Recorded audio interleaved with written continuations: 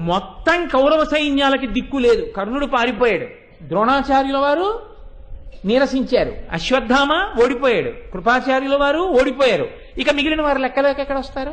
అందుకని ఇప్పుడు కౌరవ సైన్యాలన్నీ చూసేట అర్జునుడి వంక. ఇప్పుడు ఇంకొక్కసారి కాని ధనస్సు తిప్పి బాణ పరంపర విడిచాడో అందరూ నిలబడిపోయారు. ఇప్పుడు ఇంక దిక్కెవరు యుద్ధభూమిలో? ఒక్క భీష్ముడు. కాబట్టి మొత్తం సైన్యాలన్నీ భీష్ముడు రథం వెనకాల గడిపోయాడు. ఎదురుగుండా ఆయన ఒక్కడే ఉన్నాడు. ఇప్పుడు తాతగారి వంక చూశాడు. ఉత్తర కుమారుడితో అన్నాడు, పోనీ రథాన్ని తాతగారి మీదకి మనమే మొదలెడదాం బాణం. ఎందుకో తెలుసా? బలువిడి మన దివ్యాస్త్రంబుల చవి చూపంగ వలయో పోనిమ్ము రథం బలసగతి అతని దశ కని పలికిన అతడట్లు చేసే పరమప్రీతిన్. ఉత్తర కుమార, పోనీ రథాన్ని తాతగారి మీదకి, తాతగారితో యుద్ధం మనమే మొదలు పెడదాం. ఎందుకో తెలుసా? అరణ్యవాసంలో ఉండగా తాతగారండి ఒక్క నిమిషం కూడా నేను అనవసరంగా నిరుపయోగ